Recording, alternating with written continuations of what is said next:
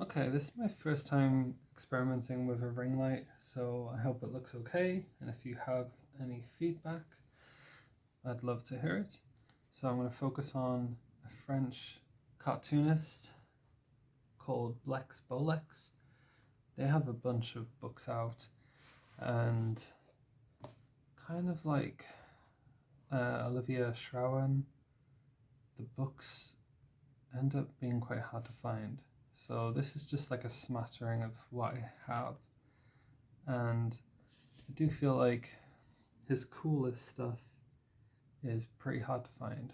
But we'll go in order of how I met his work. So I'm just gonna check how this all looks on camera. Make sure that you can see the whole thing. So I found The Magicians on, well, like everything online, and it just looked really refreshing and cool, and I feel like Blexbolex has a crossover that not many people do, where it is comics but people don't necessarily see it as comics, kind of in the same way Raymond Briggs slipped through the net of just being niche-y to a comics readership. But this just felt like it's like it's comics, but it's a children's book, but it's not just a children's book. Like it's very complex for a children's book. Studio Ghibli-esque, just like a whole universe going on inside these pages. Just incredible production, like everything is so beautiful to look at. Different paper. I did read this a while ago, and I'm just gonna kind of give a brief overview. So a lot of his stories go like this, where image text, which is very common with children's illustrated books. But I see this as comics.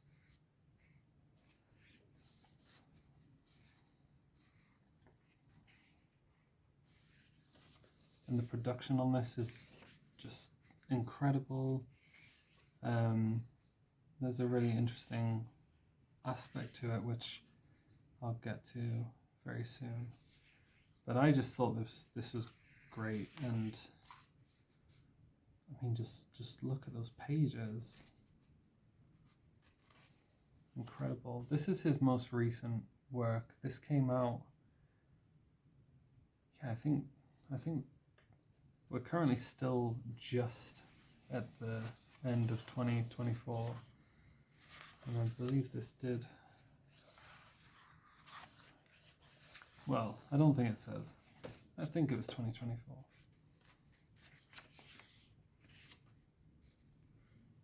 Just a really cool, weird story with so much going on. Sorry, some artwork.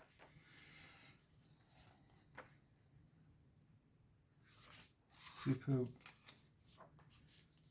just a huge universe going on in quite a short amount of time.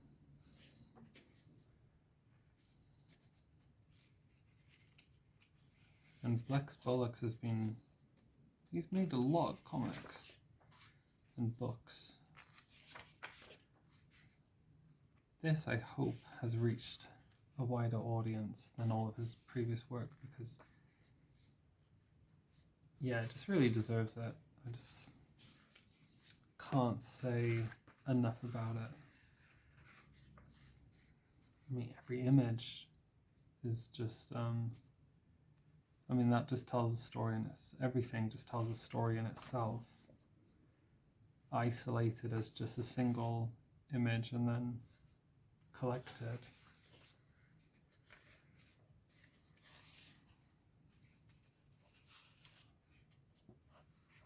And then I wanted to save Blexbolex until I got a ring light, because some things you can't show so well just as images, or if you only have one hand and you're holding the camera. But it was a really interesting way this book was printed, where I don't know what this printing technique is called, or necessarily the reason for it, but each image is printed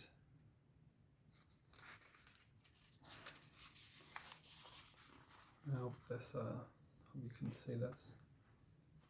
Each image is printed on its own separate page, and then it's folded in the middle here.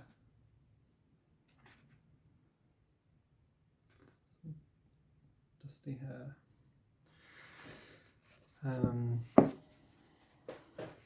Let's make sure you can see that really clear. There's all these white dots. We just had Christmas and we had like fake Santa snow on this table, so I'm kind of rushing through this. But yeah, so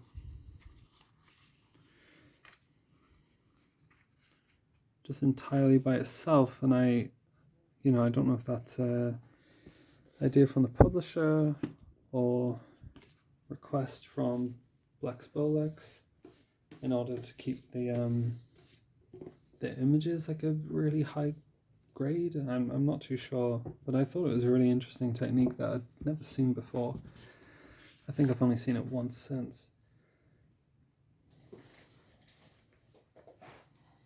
The next two that I have are the holidays, which you can pick up pretty cheap now.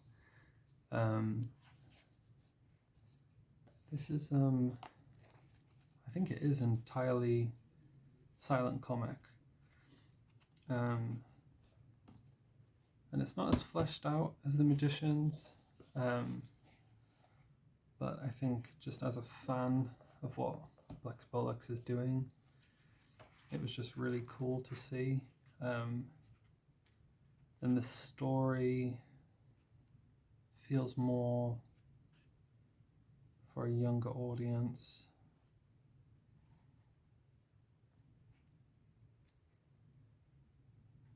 Just, it was a kind of more simple A to B story, but the artwork again was just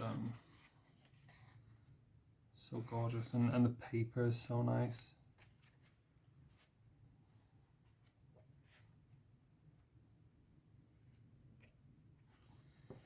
And then lastly, this is really, really rare, and I only got hold of this about a week ago when I was telling a friend who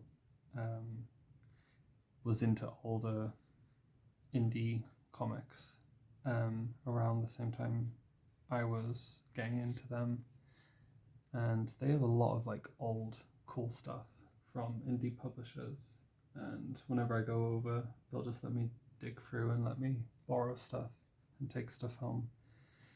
I tried to look this up online and I couldn't find anything about it, and I was looking for other Blexbolex books, and my friend thought he had them.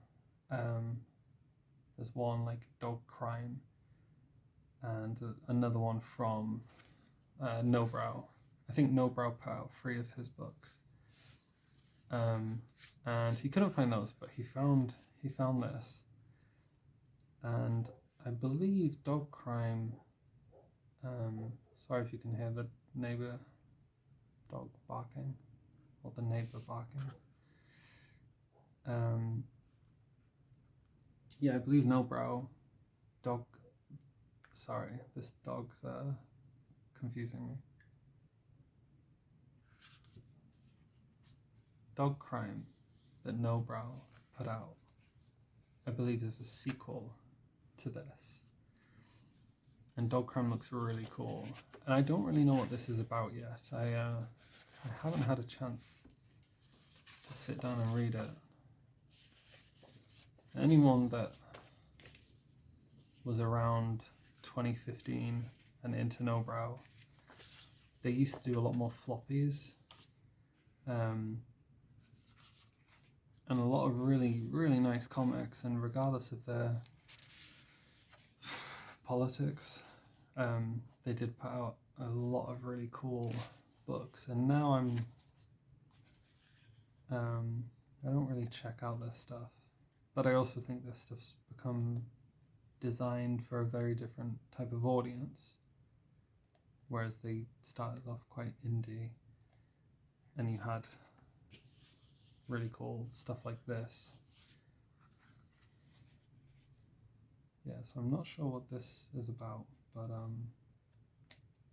yeah, I couldn't find anything about this online. So I was like, shit, like what the fuck is this?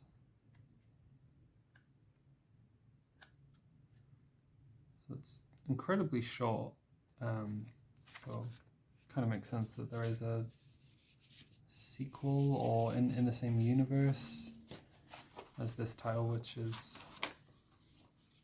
you know, I guess intentionally hard to pronounce. Yeah, that's a little brief overview of Blexbolex. I know this video has been pretty loose, and yeah, like I said, my first time using a ring light, so I hope the sound's okay, I hope the images look okay.